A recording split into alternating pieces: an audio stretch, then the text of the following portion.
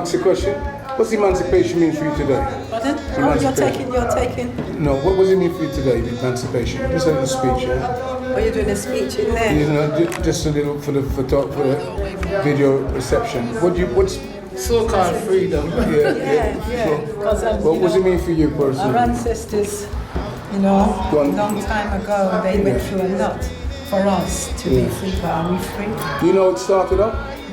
Do you know it actually started? Emancipation. It started when? Well, do you know how it started, or what was the cause of it? I mean, from emancipation from slavery time. Yeah. And so, all right, then, cheers.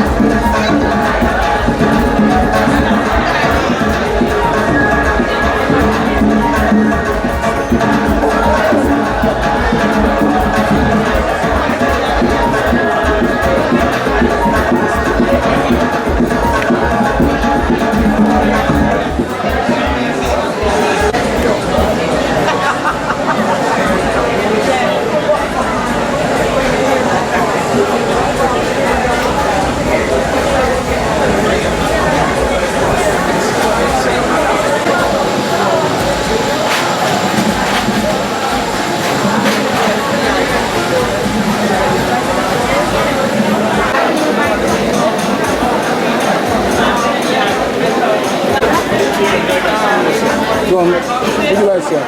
Release of slavery. What emancipation? Go on, what's it mean to you, emancipation? That you're not subjected to no one. You don't have bands on your hand. You're free. You can speak, express yourself how you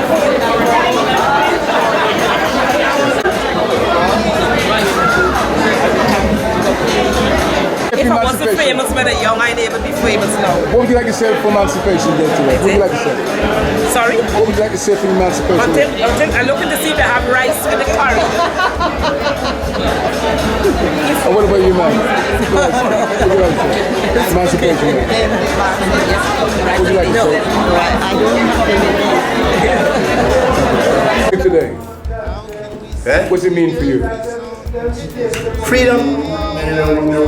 Freedom.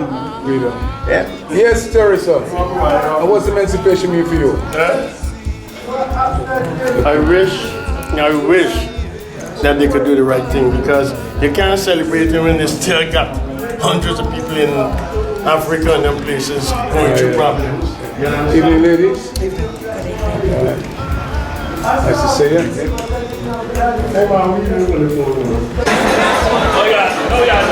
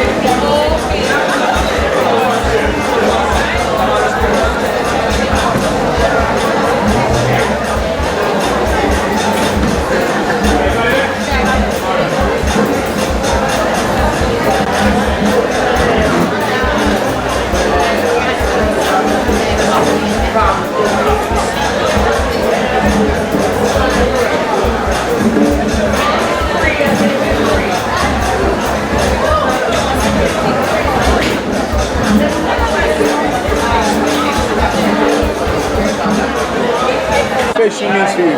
Well, it means a lot for me, not only for me, but for all other black people throughout the world. This is a day when we were actually liberated from the chains of slavery, and that was a physical emancipation. We still have to be emancipated mentally, but it's a day for all of us to get together, celebrate, have a good time, and look forward to the future. Thank you very much. For you today? Huh? Emancipation, what does it say for you today? Them people in the past, you know, they had to be strong and go through what they go through. You know, we could only celebrate the fact that we survive, but they survive and keep we going. So it's just, at least we got to honor what they go through to say, yes, y'all have been really strong. Yes, we're not going to forget. Something we should never, ever forget. Yes, man. Emancipation, and it's something to celebrate, to be joyful over. Because, like you said, at that time, Master Day done. Yes. Can I ask, which part of Guyana are you from, sir? Me? I come from a lot of places. My father them come from Uptown. My wife come from Buxton. My mother come from New Amsterdam. She was at Eversley. But I live a lot of time in Buxton before I come up here and things. And we used to be part of a group called the 1st of August movement in Buxton there. And so this event here is our main celebration, because we always want to mark the end of enslavement, man. Always mark it. So like in Buxton last night would have been a big event. I've been also to soiree in Uptown. They used to, I'm sure they still do, have a brilliant event to mark the passing. And we're not going to forget it. We're not going to forget it. Thank you. Yes, man.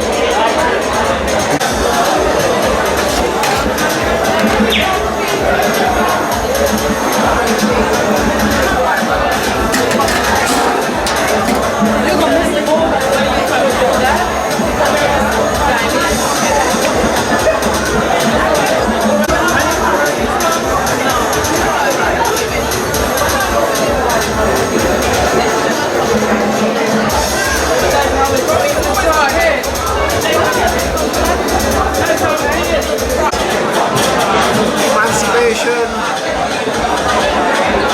to me means the realization and fulfillment of oneself. Right? Fulfillment of oneself. In being control of one's destiny. Yeah. That's what it means to me. Destiny. It's what we make of it. You have it now, it's what we make of what we've got. Right? You know, free people, it's what you do with your freedom. That's what it means to me.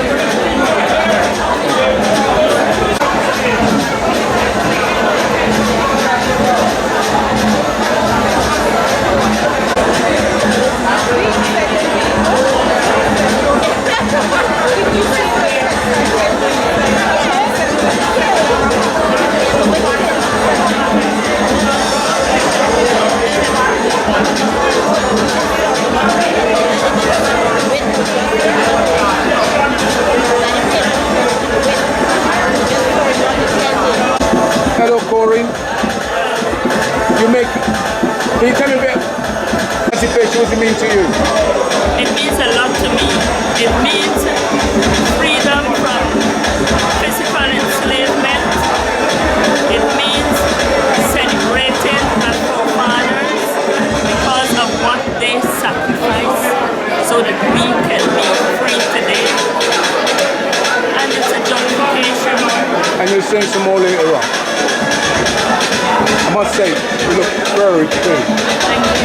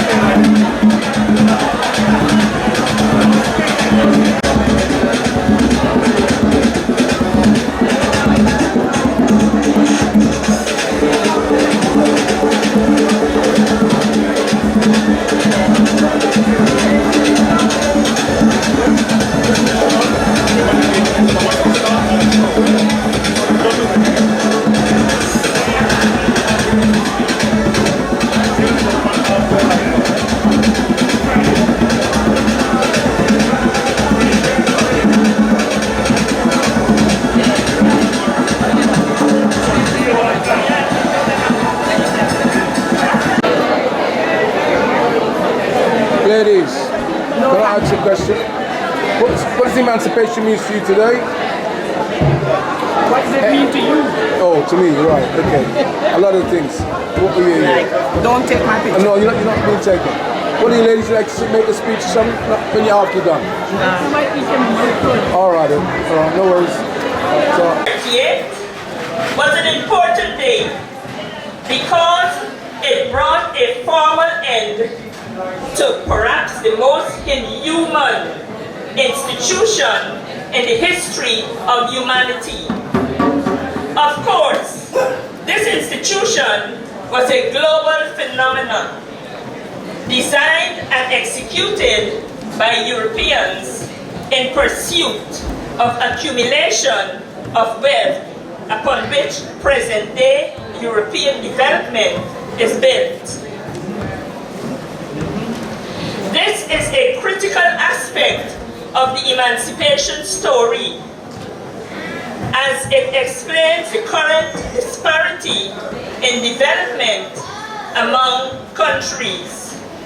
It was this theory that was so ably articulated by our own Dr. Walter Rodney in his famous book, How Europe Underdeveloped Africa.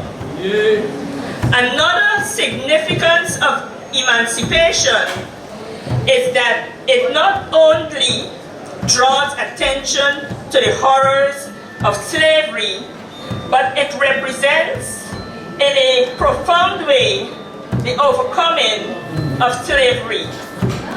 It is often a forgotten aspect of the emancipation narrative. Resistance to enslavement was an integral part of the period of enslavement, whether it was the runaway slaves or the numerous slave uprisings. The enslaved Africans did not surrender to slavery. Here in Guyana, the famous uprisings of 1763 and 1823 are inscribed in our consciousness. Emancipation eventually came not through the slave master's change of heart, but by the persistent resistance of the enslaved. Emancipation also became the springboard of the historic village movement. Mere months after the bondage, the freed Africans bought lands and turned them into villages. In so doing, they transformed Guyana from a slave castle to a bastion of civilization. What we know now as the Guyanese nation can trace its practical roots to the village movement. The village movement was not replicated in other parts of the African diaspora. It's African Guyanese gift, Guyana and the world. While emancipation is an African Guyanese grounded experience, it has had wider consequences when Guyanese of African descent won their freedom. They ensured that other Guyanese who arrived after emancipation could not come in chains. Emancipation freed all Guyanese, and I say all Guyanese, from slavery. Despite the above, many African Guyanese scholars and cultural leaders have argued that emancipation is both a moment and a process.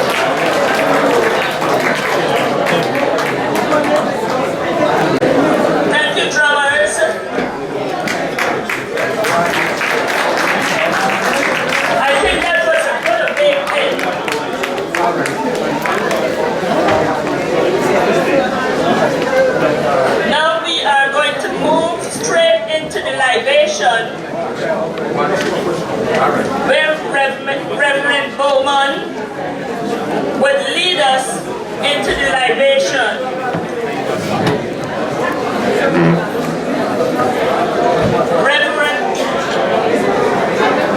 Reverend Bowman will give us a little synopsis about libation. I know some people, they are kind of skeptical about this libation thing. But people do libation every day. When the men open the vodka and the rum bottle, they just pour some. And then they say, this is for them that gone before us.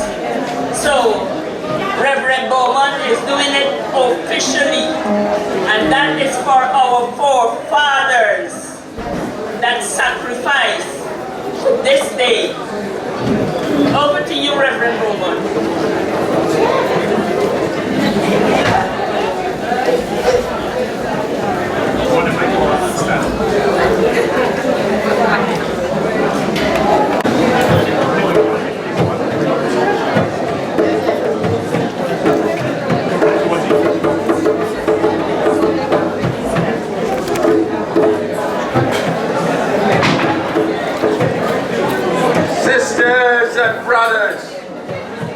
Sisters and brothers, you at the bar, can we have some quiet?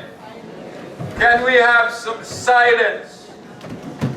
Can we have some silence? Can we have some silence, please? A few moments. The spirit of our ancestors is hovering amongst us tonight. I repeat, the spirit of our ancestors is hovering among us tonight. Let us, in quiet, receive them. Let us, with respect, receive them. Sisters and brothers, before I do the libation, let me just read. The first reading I'm going to do is from a book entitled 10 Cities That Made an Empire. And the writer is talking about something he had seen in Barbados. And I read, in the year 1773, some months after my arrival in Barbados, I one morning saw the body of a Negro man who had been run through the foregoing night. It was said with a spit. The naked body of a murdered man, lying neglected or treated in all respects. Among many other Negroes who bore more or less the marks of ill treatment, one of the first objects who presented himself to my view was a Negro whose whole body, his face, was wholly accepted, was covered in scars and cuts. A private secretary to the governor of Barbados said this: the practice was fundamental in the brutality of the slaves.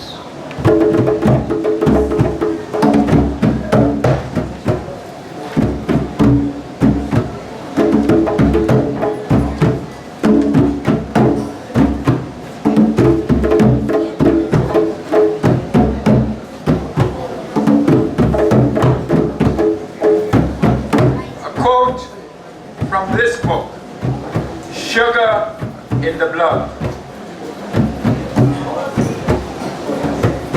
The writer says, I went one day to a sale of Negroes. Here an elderly Negro woman and her 4 children, all born in the island, were exposed to sale. 2 boys were purchased by a mulatto woman who had the countenance of a perfect virago. And she examined the boys with all possible indecency. I pitied them greatly. They were to be separated from their mother and sent to Demerara. The other two children were females and bought by a decent-looking white man to take with him to Berbice, and the mother was sold to a planter of St. Lucia.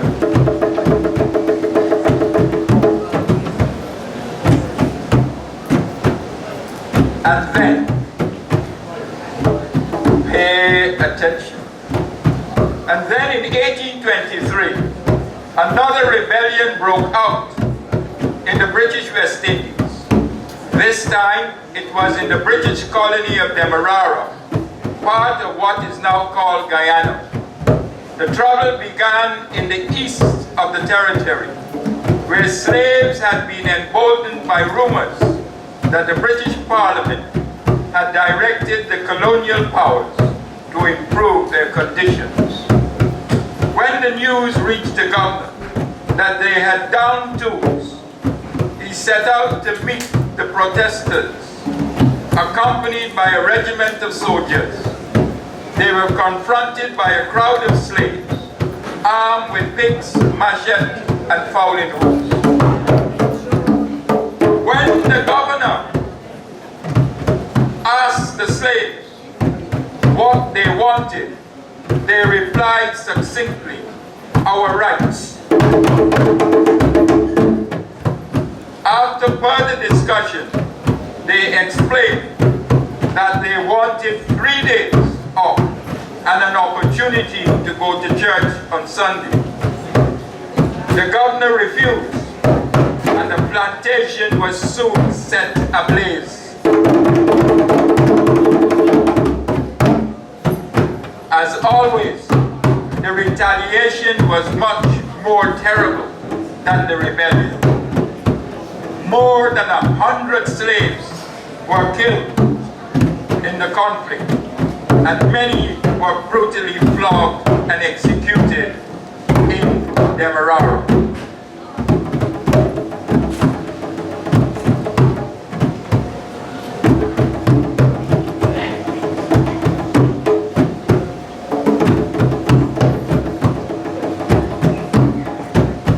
As I said, more than 100 slaves were killed in the conflict, and many were brutally flogged or executed immediately.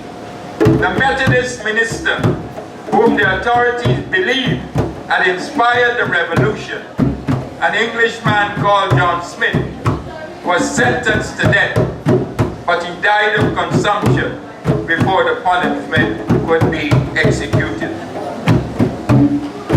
But the bullet-ridden body of one of the ringleaders, a slave called Kwamina, was displayed in the front of the plantation where the revolt first started. According to one witness, it was a ghastly sight. A colony of wasps had actually built a nest in the cavity of his stomach and were flying in and out of the jaws, which hung frightfully open.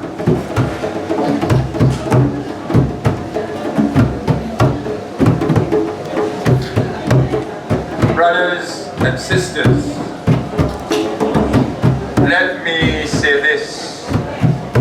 When it comes to reading about slavery,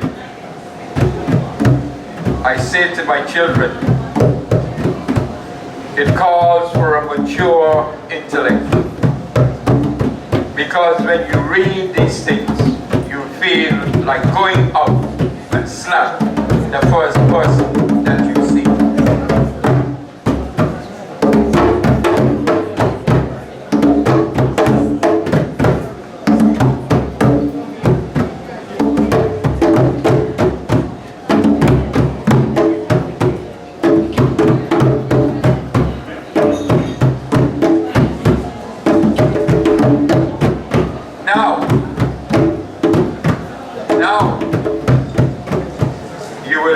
tonight why some of our sisters and brothers do not read the King James Version of the Bible. I am going to quote from the book, The Making of a Slave by Willie Lynch. It's a speech that he gave in Virginia.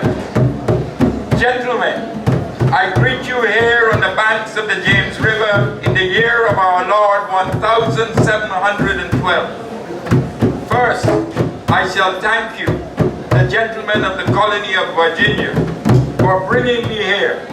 I am here to help you solve some of your problems with the slaves. Your invitation reached me on my modest plantation in the West Indies, where I have experimented with some of the newest and still the oldest method for control of the slaves. Ancient Rome would envy us if my program was implemented. Sisters and brothers, while Rome used cords of wood as crosses for standing human bodies along the highway in great numbers, you here use threes to hang the slave.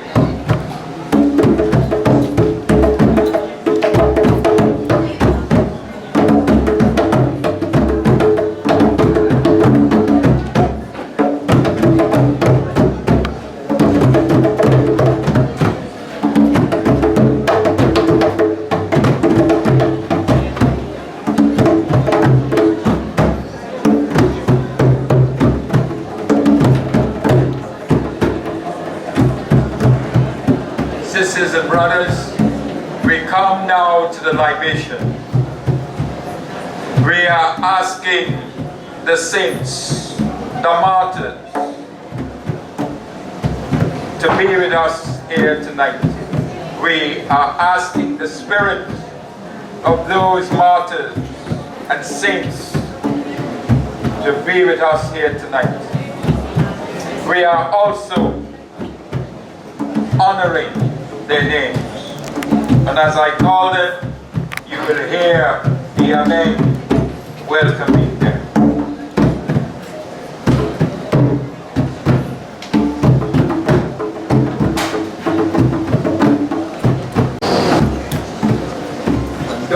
And those of you who are curious as to what I've got in here, I can tell you it is nothing more than Guyanese high wine.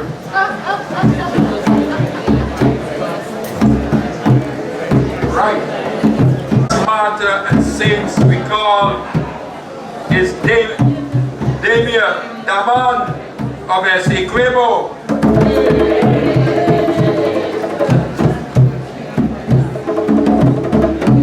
Kwamina of Demerara.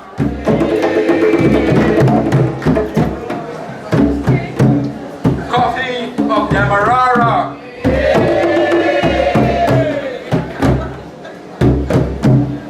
Nani of Jamaica.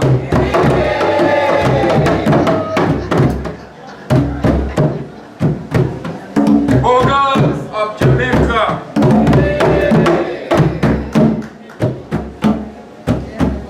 Equiana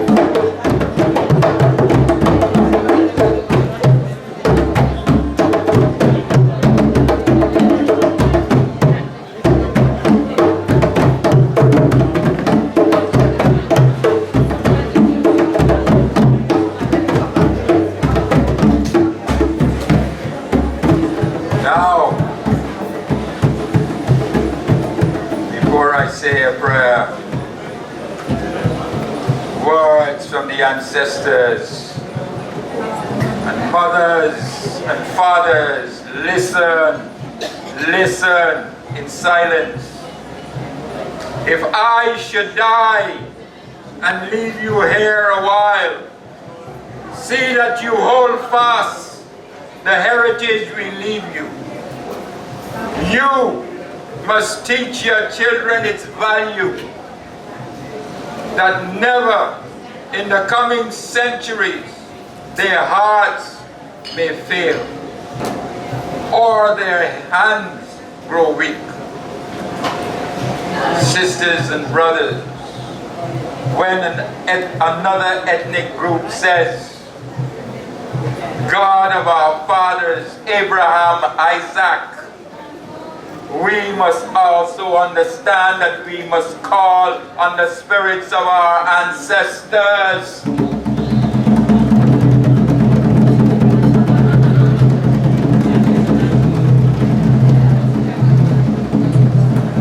Now,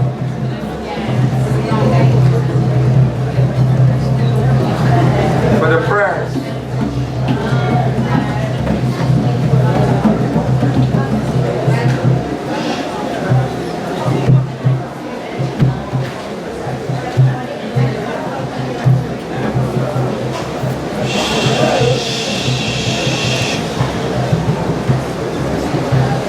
Let us pray. O Father of all, we pray to Thee for those whom we love. We pray this night for the souls of our ancestors and liberators and martyrs. But see no longer.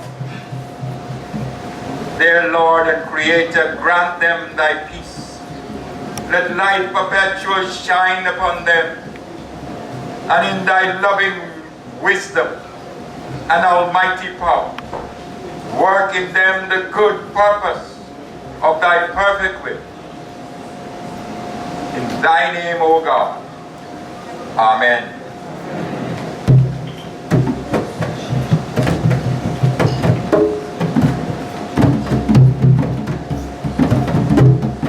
O God, who holdest all souls in light, and callest them unto Thee as seemeth best, we give them back, dear God, to You.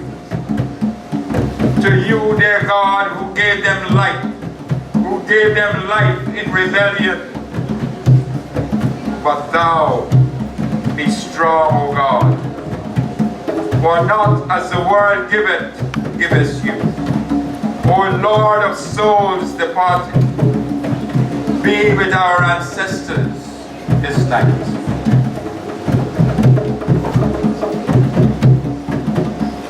And if I may paraphrase, by the rivers of Babylon, by the rivers of Essequibo, by the rivers of Berbice, by the rivers, there our ancestors sat down and wept. Sisters and brothers, there our ancestors said, we will be free. On July the 31st, they came in from the fields. They went and they bathed and they washed and they put on their African finery. And the drumming and the bang started the whole night. The drumming started the whole night. And at the minute past midnight on the 1st of August, there was a crescendo.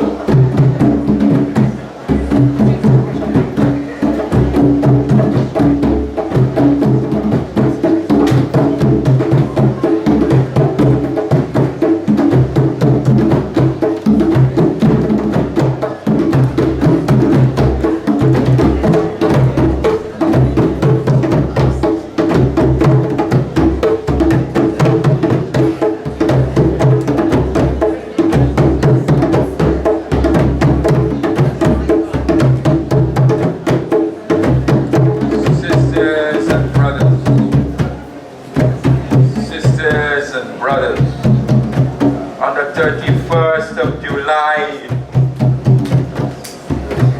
the martyrs and those who have survived this inhumanity to man and women, to those who didn't see the day of freedom, to those women who killed themselves instead of giving birth to the slave master's children, we honor them tonight.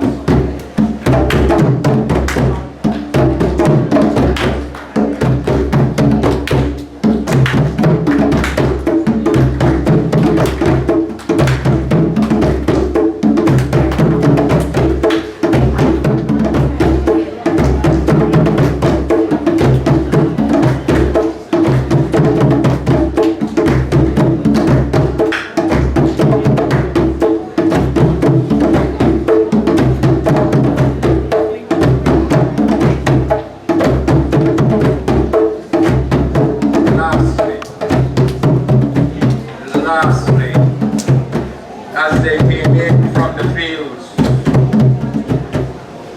with one voice they said, Massa they done.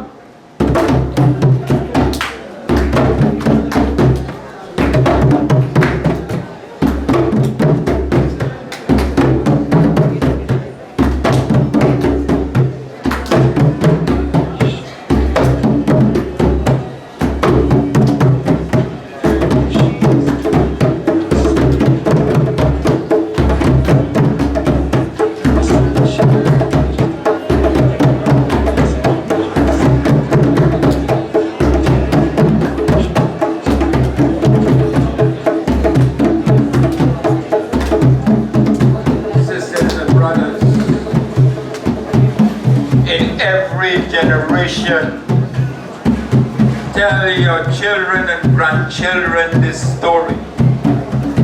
Tell your children and grandchildren of this inhuman treatment of our kings and queens and princes and princesses. Tell them, just as the Jews remind every generation of the Holocaust, we must tell every generation of what slavery did to our people.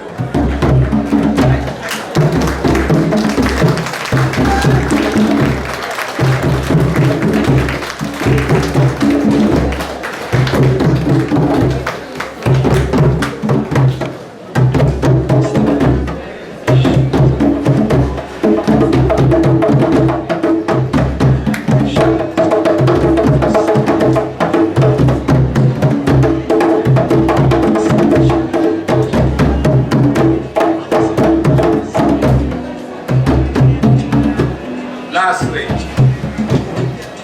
we are royalty. We are the sons and daughters of kings and queens. Let us walk in this diaspora with our heads held high. On the 31st of July, when they came in from the fields, the Abeng was sounded in Boston, the Abeng was sounded in Barbados, the Abeng was sounded in Essequibo, the Abeng was sounded in Demerara.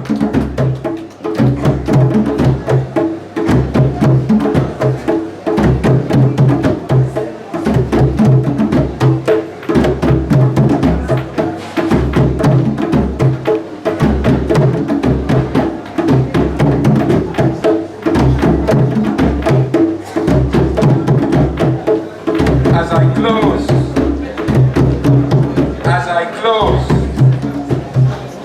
tonight we honor our ancestors. The troubadour Bob Marley said, good friends we've lost, good friends we've had along the way. Now, one verse. One voice. I am blessed. I am blessed.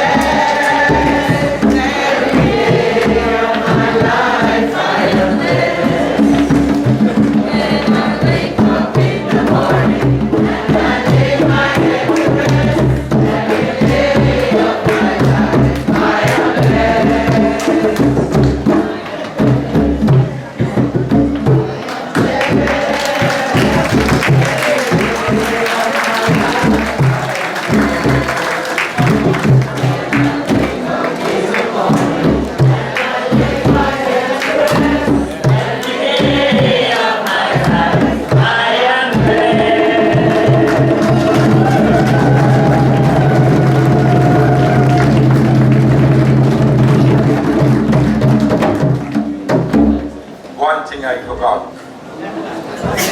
God bless my mother and father and the womb that gave me birth. God bless you. Amen. Amen, Reverend Bowman. Let us give Reverend Bowman another hand of applause for that libation ceremony. The daughters and drummers.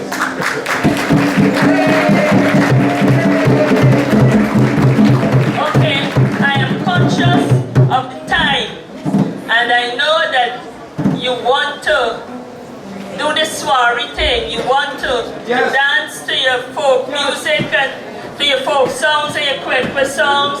And we also have candles if you would like to march around the building with a candle for a candlelight parade. So we are not going to do too much of talking from now. The next person to entertain you, it would be Tobago Crusoe, who will be doing a Calypso cabaret. Okay. And after that, it would be the reading of a piece from a young lady from the village of Buxton. Y'all know Buxton on the East Coast? Right. So after the Calypso cabaret, Zakia George will be doing her reading, Women of Buxton.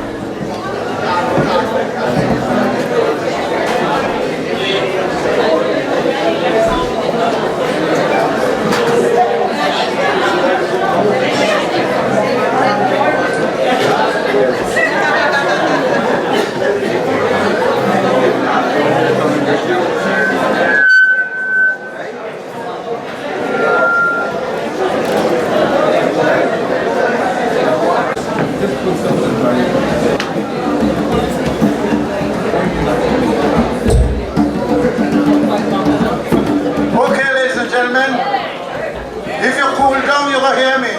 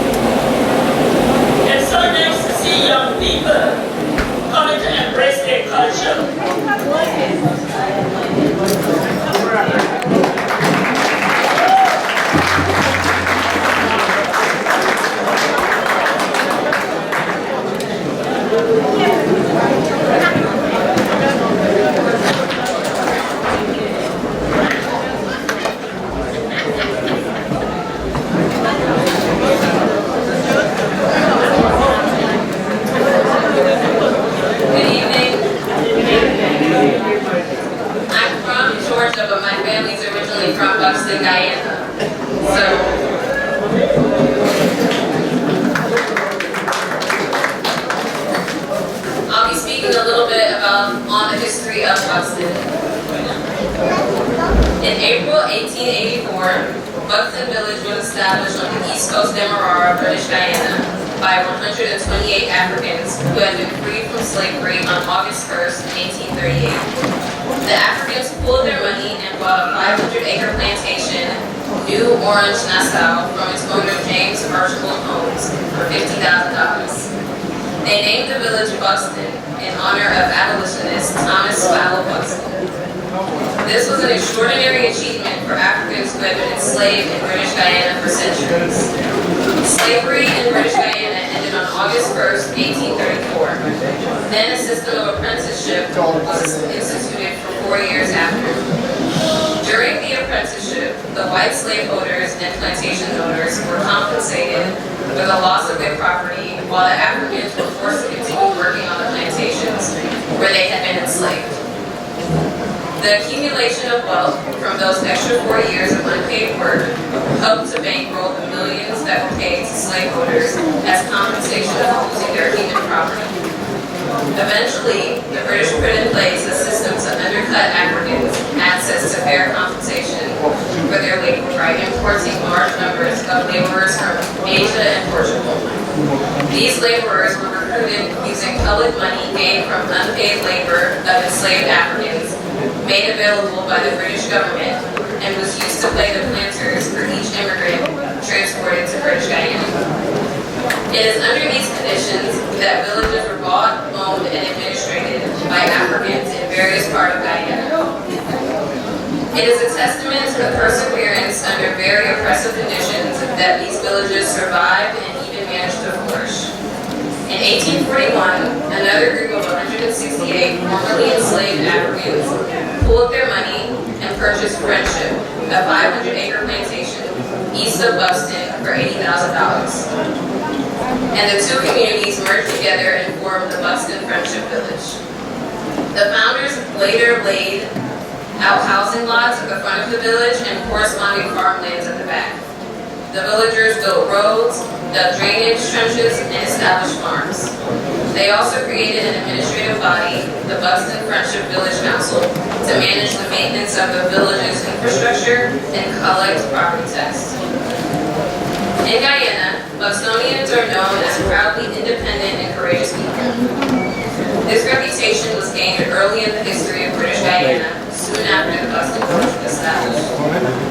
With the establishment of Buxton Village, the white people who had formerly dictated every area of the lives of Africans tried every underhanded trick to continue doing so, including sabotaging the growth of the recently established village.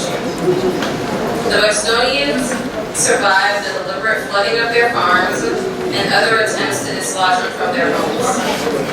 The final straw was an unfair taxation of their land by the colonial government.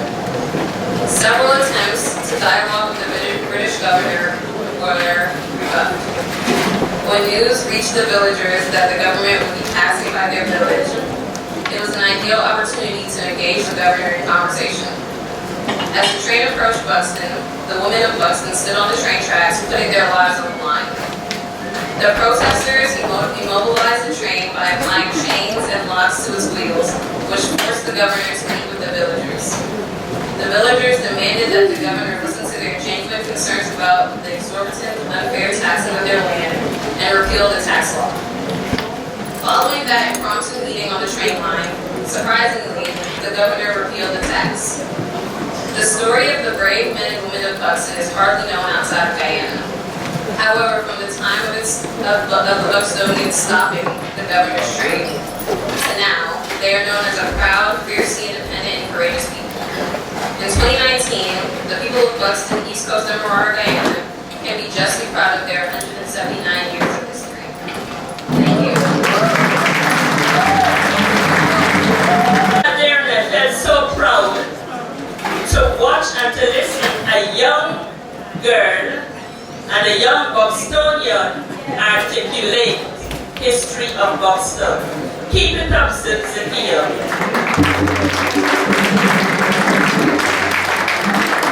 And we've been doing a lot of talking, now we're going to have some comedy. We're going to have Maureen doing some rebellion comedy. Maureen. Listen.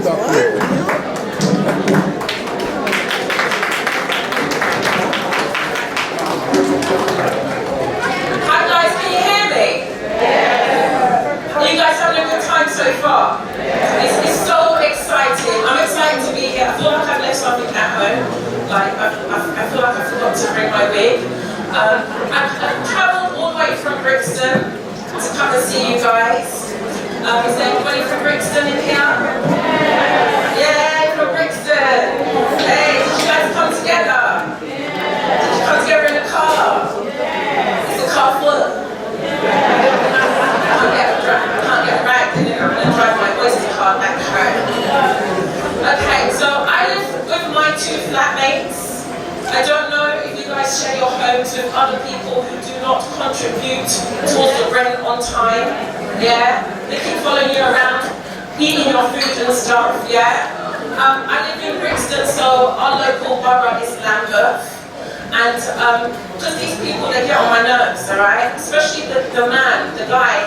In the morning, he says good morning, but he doesn't brush his teeth in the morning, so I feel like he's stealing the goodness out of the morning, and it's very rude, inconsiderate, yeah?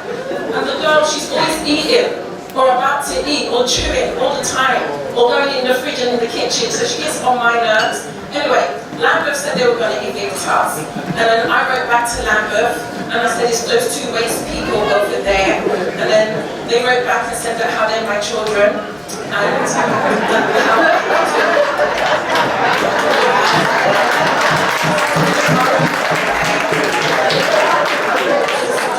broke people, they're following me around, always asking me for stuff, always hands out, all the time hands out.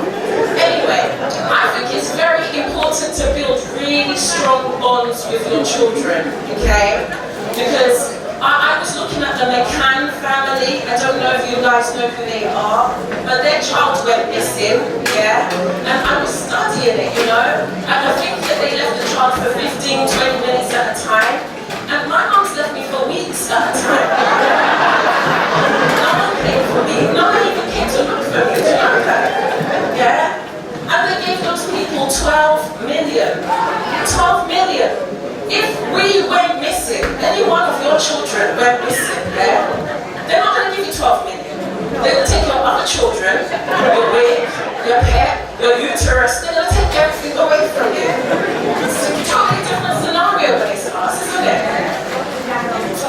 You know, I should tell you guys my name, okay? Because my comedic name is Miss Mo-Real.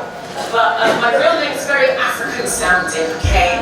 When my parents had me, my parents are from Ghana. Is anyone in here from Ghana? Hey! Come on, Azunto, hey! Like, back in the day, I used to be Jamaican, okay? Yeah, I was practicing patois, right? I got my patois down to a T. I knew how to vocal, yes. I knew how to do all of the different dance moves, and what's this one called? Butterfly, that's it. Butterfly. All my Jamaican people are taught me how to do the butterfly, so pick up yourself from the West Indies and stuff in the house as well. We're all African. Listen there, we're all from Africa. So when my parents had me, they did a naming ceremony, and they gathered all of the elders around, and they lifted me up to the sun, and they did the ceremony. It went like this. If you know it, just join in. It's not for you guys in here. So it went like this. They were looking for a name that screams of Africa. It went like this. Oh, the Kenya,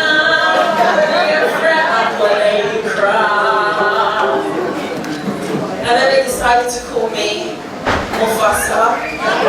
Just they decided to call me Muriel, which is, oh, you see, some people went, oh, exactly, what did I do to them?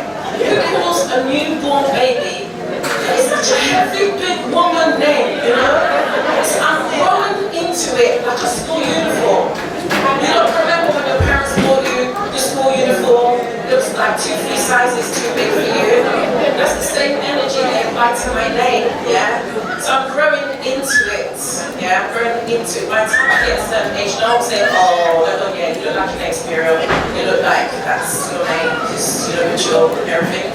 Anyway, so I'm from Ghana. My mom's obviously as well, she's from Ghana. I think she called me Muriel. I'm single for obvious reasons, because sometimes people have different religious beliefs, okay? And he and I have different religious beliefs. Like, He thought he was God. I thought he was Satan. Do you understand? So it couldn't work. But I want to say a big thank you guys for listening to me. I'm a little bit, a smidge tired. You know when you eat loads of food and then you start to doze off wherever you sit down quietly, no matter what's going on. You could be hoovering, you can't afford a background. You're still going to find yourself sleeping. That's kind of what's happened to me. But it's hot. It's really, really hot. It's getting hotter and hotter, guys. The other day, it was hot like someone stole something and just got caught, yeah? It's hot like how when you go to the thing to buy a round of drinks and then your car declines and everybody can see that it's declined. It was hot like when you have a... Hello?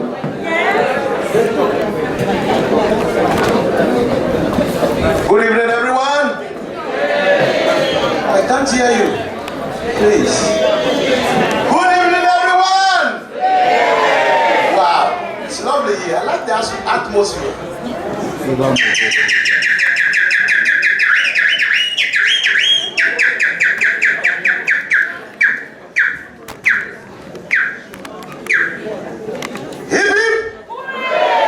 First of all, I have to say a big thanks to everybody here, and especially Tafawa. We have been working for many years, and thank you very much for inviting me here. My name is Emmanuel, originally from Ghana. I've lived in London for many years, traveling around doing international shows, schools, festivals. So when I finish the show, if you like my show, try to get in touch with Tafawa, and he will give you my contact number for near future event.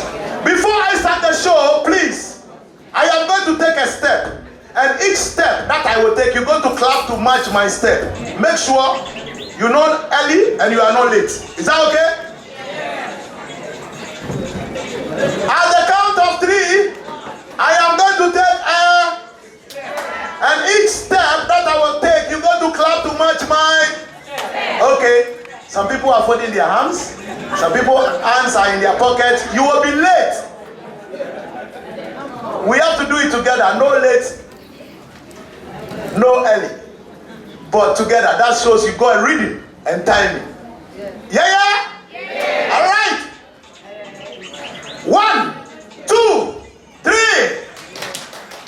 I think my English is not good. Somebody will tell me. What are you talking about?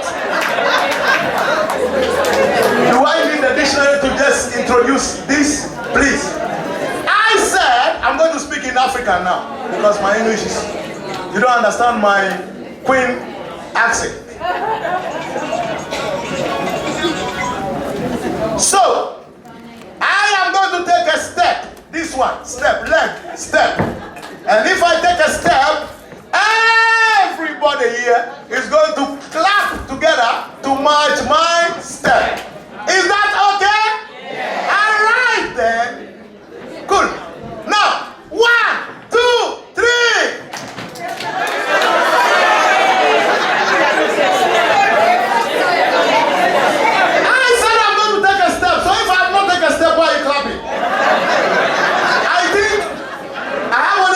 Here, and if you don't get it right, 10 minutes will come. All the things you see here, with all this, I will never demonstrate it. I will say thank you very much at the end of the show. I'm out.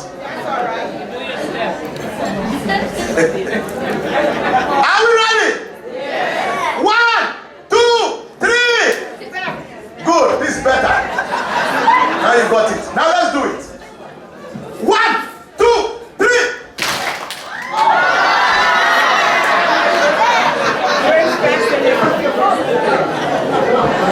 You have to watch, please. We go. 1, 2, 3. Some people are late, you see? Still clapping. I don't want extra class. Let's go. 1, 2, 3. Better. Again. Hey. What is going on here? Somebody help me. Again. No extra. Again. Better. Again. Again. Again.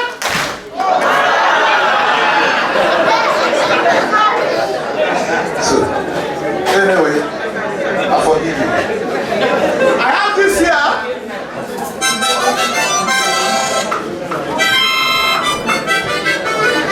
This is called harmonica. Some people call it mafogan. And I have another instrument here on my hand. That's the bell. There's another thing here called Asalatua. This is the shaker. Here, the calabash. So I'm going to do 3 things at the same time.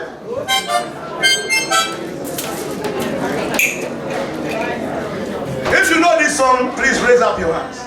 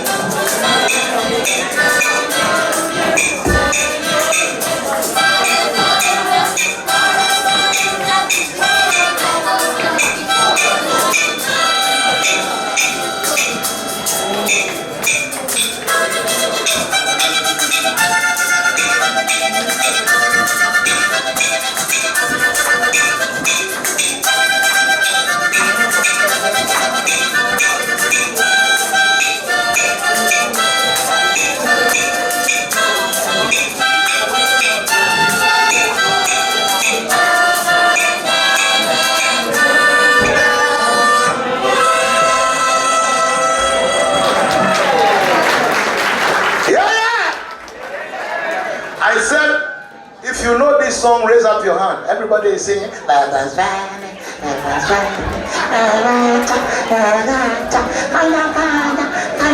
said, raise up your hand. You are singing. See? All right. Okay. We're going to do some drumming and singing now. This is. I'm going to take you to Ghana. And we're going to do call and respond.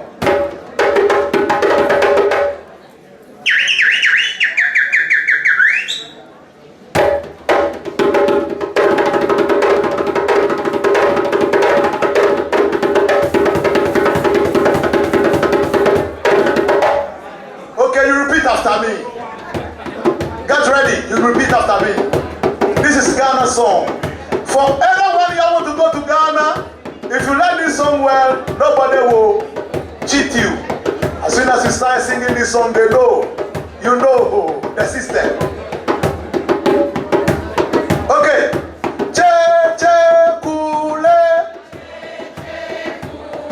Wow, you got lovely voices. We have to go to Britain's Got Talent or X Factor. I like the first response. Are you ready?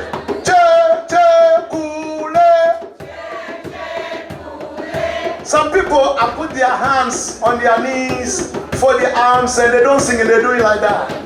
Just enjoy it. Please open your mouth.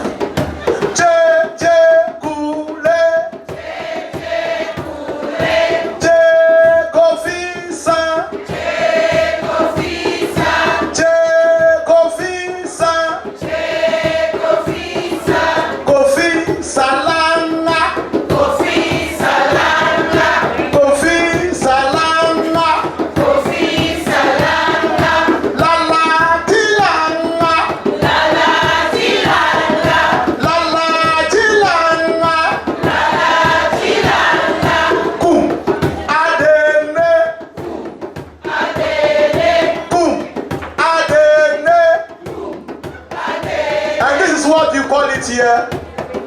Head, shoulders, knees and toes, knees and toes. Head, shoulders, knees and toes. And toes. Head, shoulders, knees and toes, knees and toes. You see? So originally it came from Ghana. So now, let's do it and clap it at the same time like this.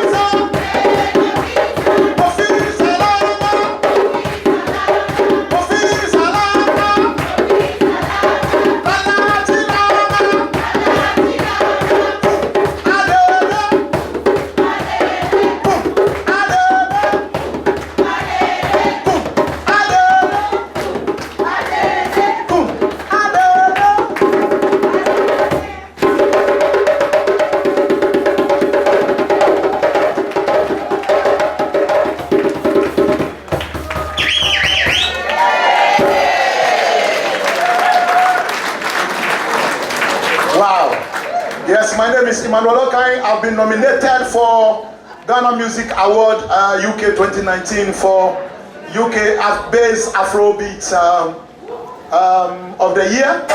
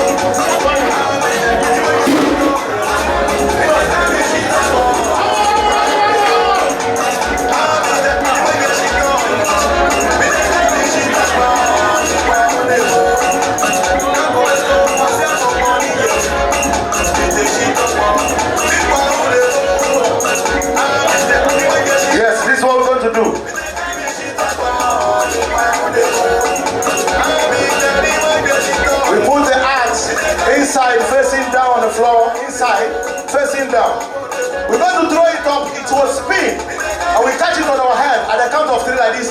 1, 2, 3. And then throw it up. Catch it on your head. Yeah? 1, 2, 3. Go.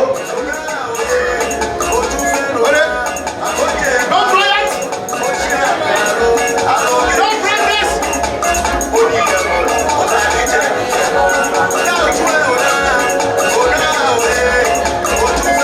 We're going to count 3. And I count of 3, I count of 3, you're going to throw it and catch it on your head. Don't get too close. Let's count 3, go.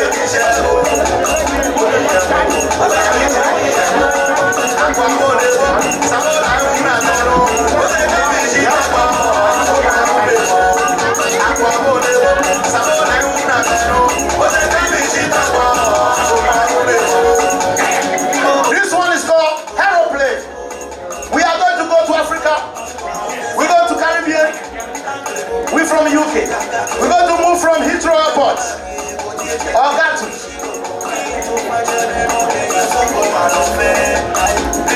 You are more than ready. Yes. He knows the job. Now I'm not a teacher now.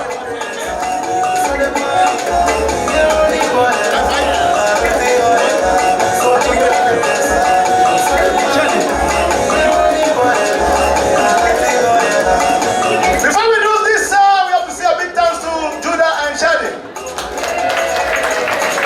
for interacting, participating in the show.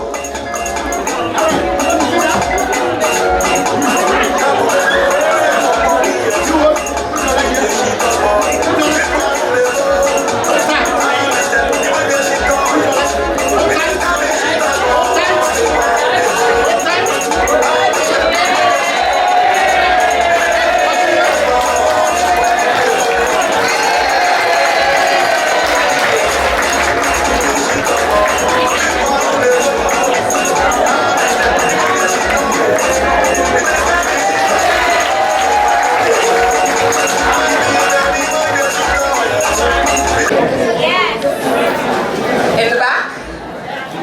Hi, my name is Chanel. I wrote this poem for tonight. It's called 1763.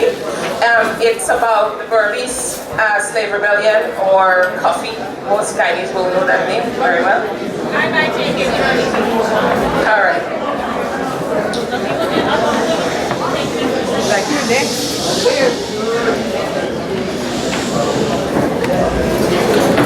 Standing aloft in our great square, you command our attention as you stand and stare. Though you are but metal and hammer and fire, the true you, a revolution did sire. For the Dutch, you worked and sweated and worked and despaired, but your future would never be to live under the spear. You killed your overseer and you turned the big house into cinder. You gathered your comrade and to the quarantine you led, together with your Akan brother, Akara, and your commanders, Atta and Akabre, Gusari and Gosael. You would lead the 2,500 to rebel. You gave them all unity and focus, from the youngsters ripe with promise to the well-seasoned elders whose backs were beaten by malice. You had all been plucked from your rich and bountiful lands, manacled and shackled and packed and stacked in the bowels of boats like rats. I quote, in April 22, 1627, Dutch merchant Abraham van Peer of Vlissingen founded a private colony on the vast marshland jungle along the Berbice River. Before long, Berbice attracted more Dutch pioneers with the promise of wealth and adventure. Even our industrious first peoples were usurped into servitude. Carib and Akawai and Arawak too.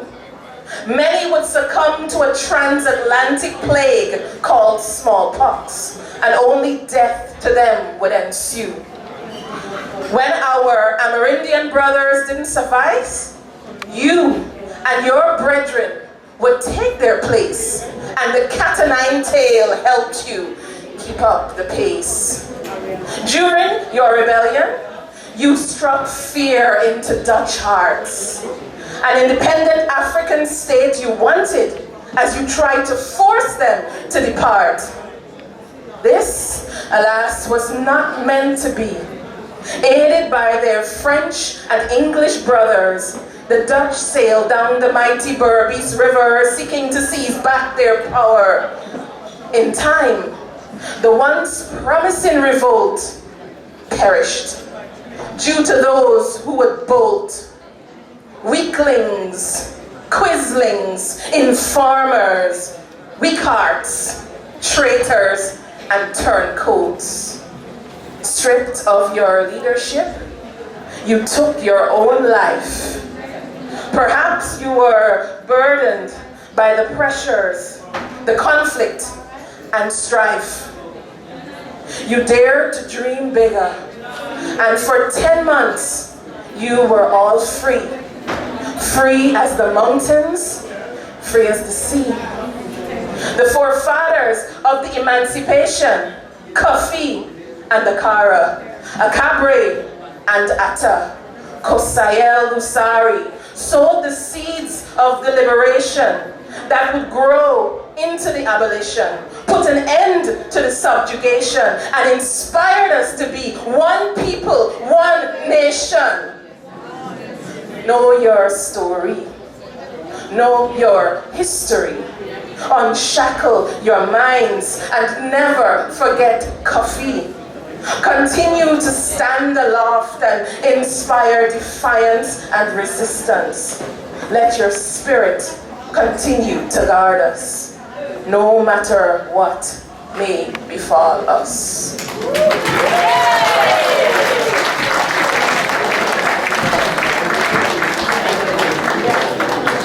Thank you very much, Chanel, for that powerful poem. And now I would like to introduce to you a young lady who is from a Jamaican background, Jamaican roots, and she's here to celebrate emancipation with us. Come to the stage, please. She's none other than Serena Miller. Big up to the Jamaicans in the house. Hi, good evening. Greetings, everyone. How are you? Feeling good? Great. It's beautiful to be here to honor our ancestors and to honor ourselves. This song I'll be singing is a powerful song, and if you're from the Caribbean community, you would know Songs of Freedom is a very empowering song by none other than the legend Bob Marley. And it was a request, and it's very important for us to learn to liberate ourselves before we can liberate each other. So, enjoy. Oh, pirates, yes, they ride by, so like to the merchant ships. Minutes after they took I from the bottomless pit, but my hands was made strong by the hands of the Almighty. We forward in this generation triumphantly. Oh, won't you help to sing these songs of freedom? 'Cause all I ever have, redemption songs. Emancipate yourself from mental slavery. None but ourselves can free our minds. Have no fear for atomic energy, 'cause none of them can stop the time. How long shall they kill our prophets? Oh, while we stand aside and look. Some say it's just a part of it, but we got to fulfill Jabu. Oh, won't you help to sing these songs of freedom? 'Cause all we ever have, redemption songs. Sing me redemption songs. Emancipate yourself from mental slavery. None but ourselves can free our minds. Have no fear for atomic energy, 'cause none of them can stop at a time. How long will they kill our prophets? Oh, while we stand aside and look. Some say it's just a part of it, but we got to fulfill Jabu. Oh, won't you help to sing? Yeah. these songs of freedom, 'cause all we ever have, yeah, redemption song, yeah, redemption song, 'cause all we ever have, redemption song. Thank you so much. I hope you enjoyed the rest of it. I'm sorry.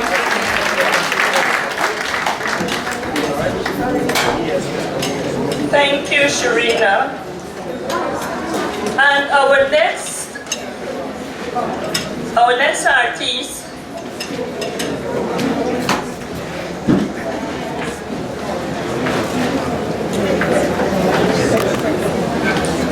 Before I go, I want to say another big thank you to Serena, and I now understand why she was anxiously awaiting to come and sing her song, because she's a very good singer. We're looking forward to seeing her again. You want one more song?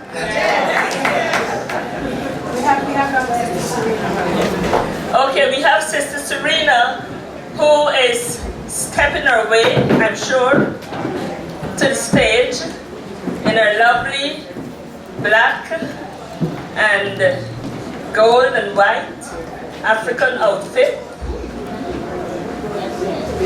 That's royalty. Over to you, Sister Serena. And sorry for the wait. Can everybody hear me? Yeah. I don't have a set of lungs like Sharina, like Cassie, who is my niece, by the way, claim to fame. You can take this one. All right, how's the family doing? How is the family doing? I heard you, thank you. I heard you with the acrobats, don't pretend you can't make noise.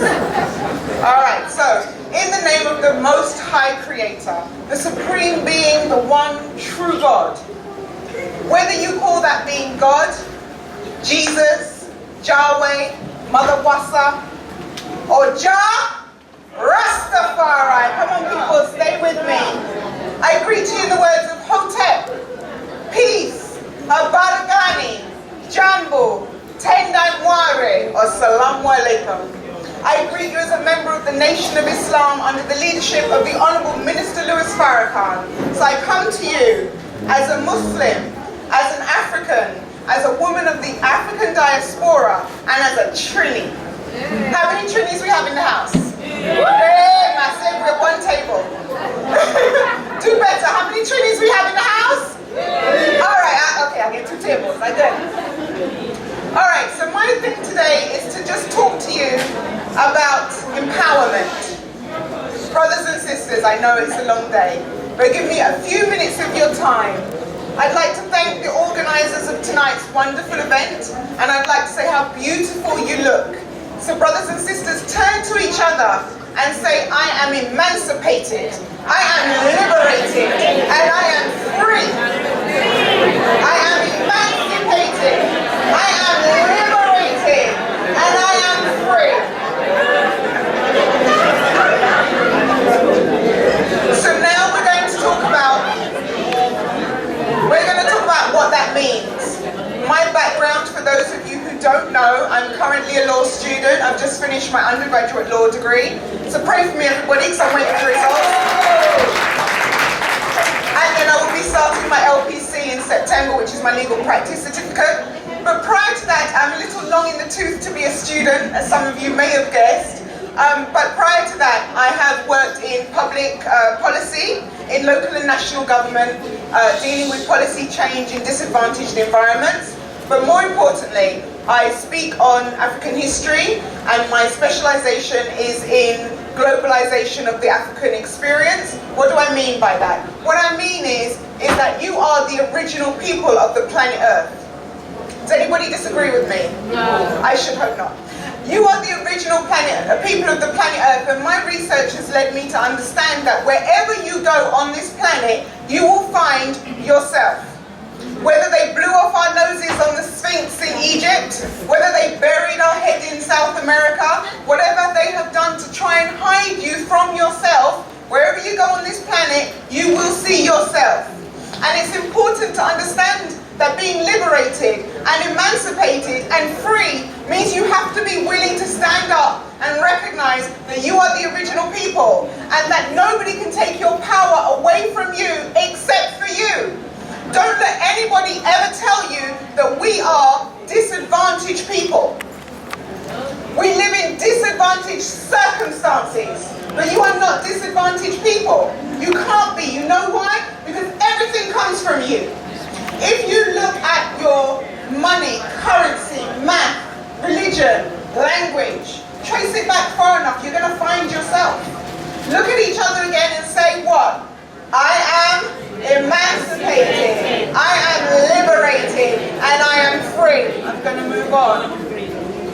What does it mean to be emancipated? Is everybody okay? I feel like a friend, some of you. I come on strong.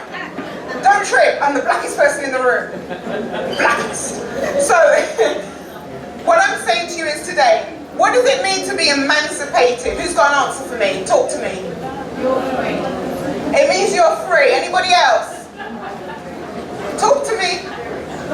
To be emancipated means somebody else turned around and said to you, you're free. So they decided you were enslaved, and then they decided when you were free. So the Emancipation Act of 1833 in the UK told us that we as enslaved Africans were what? Free. Before that they told us we were what? Slaves. How many slaves came from Africa? Say it again. Not a one. Doctors, nurses, scholars. You understand? All the talent you've seen on the stage today. Mathematicians, linguists, scientists. That's what came from Africa. That's why the science is here now. What do you think some of the greatest scientists that we have got their knowledge from? The libraries of Alexander, yes? No. Alexander stole them from the libraries of Timbuktu in Africa. That's where the knowledge comes from. The medical histories that we have from the Arabs, yes? No. They stole the knowledge from Africa. We are a very open people. We welcome everybody, don't we? Anybody comes up, come in, eat our food, drink our drinks. Yeah, but the problem is when we did that, they then took our food and took our drink. What did Desmond Tutu say? When the white man came, we were told to close our eyes. We had the land, they had the Bible. By the time we opened them, what happened? They had the land and we had the Bible. Now there's nothing wrong with religion. There's nothing wrong with the Bible. It's a beautiful book. But when anything, Bible, Quran, Old Testament, New Testament, is used to control you as a people, then there's our problem. And that's what we're talking about today.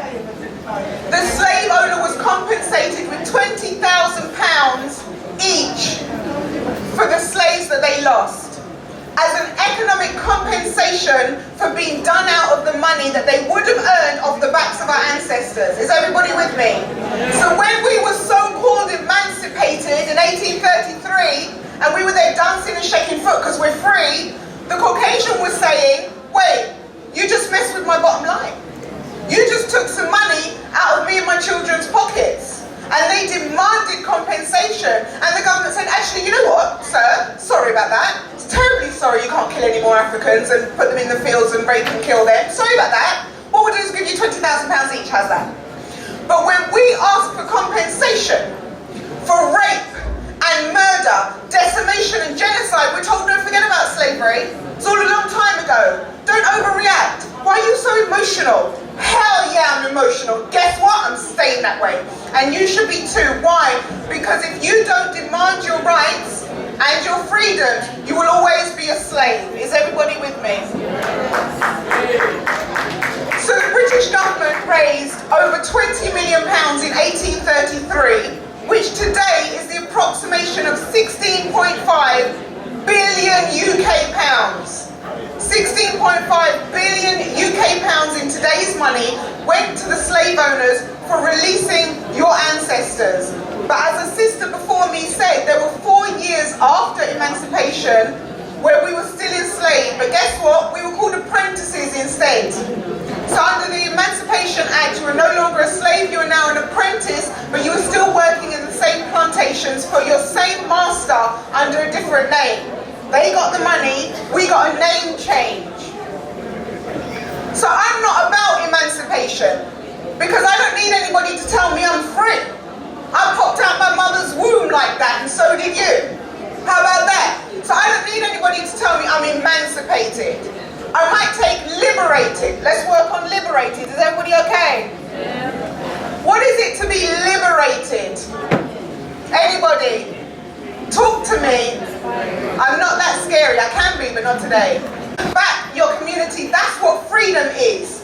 Freedom is being able to walk down the road and know that when you see another black person, you are able to connect on some level, whether that's emotional, spiritual, or educational. The next time you see a 6 foot tall teenager, don't tell him you'll be a great basketballer. Because that's all they hear. You'll be great at sports. Oh my God, you're so tall. No, tell him you'll be a fantastic attorney, accountant, scientist, doctor. Because we don't hear that in our communities. We've been taught that being footballers, basketballers, and YouTubers is the only way we're going to get economic freedom, is the way to escape the reality of our societies. Is everybody with me? We have to change the narrative. We have to start looking at positive narratives to give our children, so that our success stories are not just sport and play.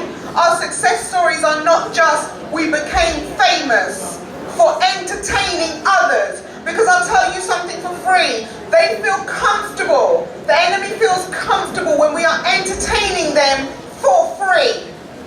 Regardless of whether they're giving cash or not. For free means you are not demanding your rights as a people. Who was on the reparation march today? Anybody went? Go ahead, my young sister. Anybody else? There was a reparations march today where our people marched to give a petition into government to ask or demand for their rights, not just financial, but to demand a recognition. If we were a room full of Jewish people who had asked for recognition of the Holocaust and the terrors of the Holocaust, what would happen? You get an apology. You get a letter from the Prime Minister. You get some money maybe, help setting up a foundation, free grants in education. We do it, and what do we get told? Stop thinking about it. It's a long time ago. Why do you insist on going backwards? Tomorrow morning, you're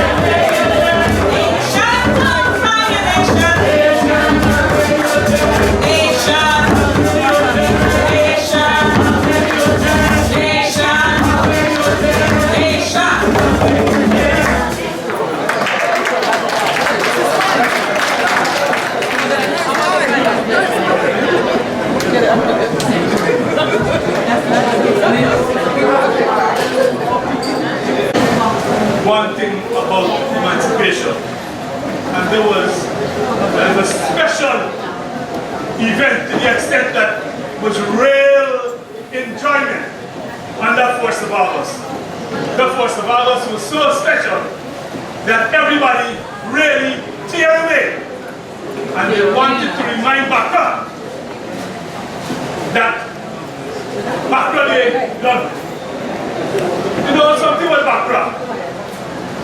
I can say how I understand it, that the term Bakra come because when the white man came out of the caves, their back used to be raw, and so they call them Bakra. And so when we talk about Bakra,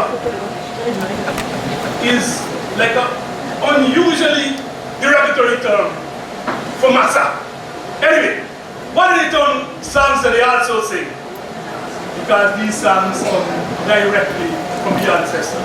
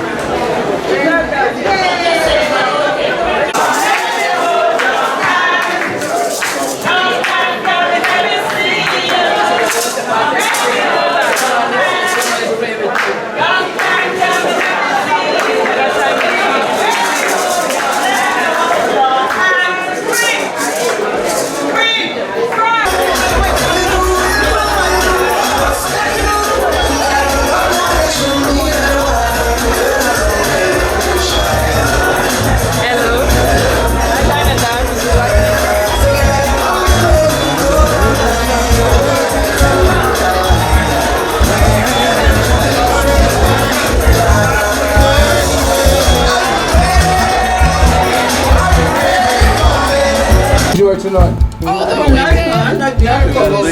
What was it? Emancipation mean? Emancipation. Freedom of slavery. Freedom. What do you think it is? It's a freedom. After all these years. And what do you say? Remind you? Freedom of slavery.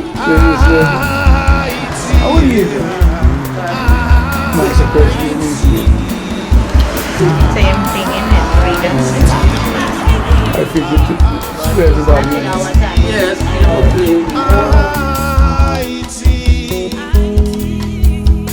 Let's sing some Creole in the telethon for Haiti.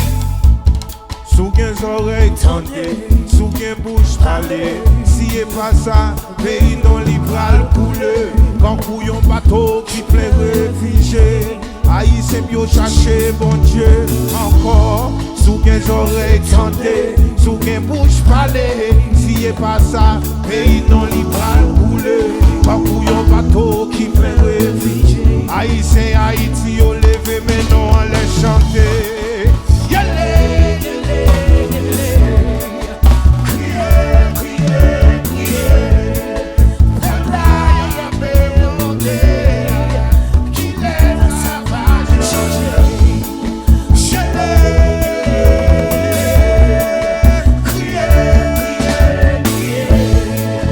Peuple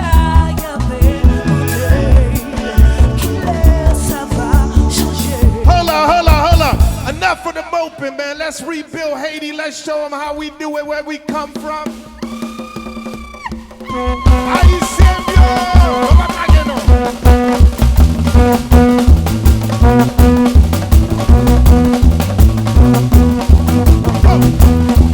Earthquake, seen the earth shake, but the soul of the Haitian people, it will never. And this in Cuba, earthquake, we seen the earth shake, but the soul of the Haitian people, it will never.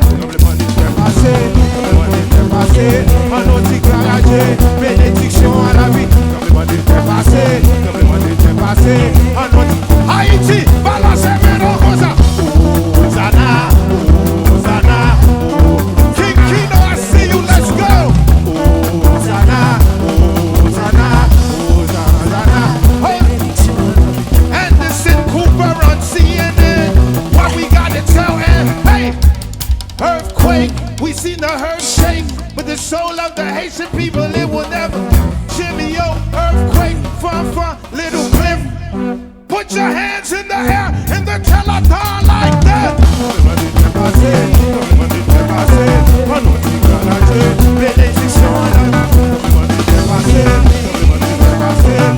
Ahí se vio Haití para la semana. Hosanna, Hosanna, Hosanna, Hosanna, Hosanna.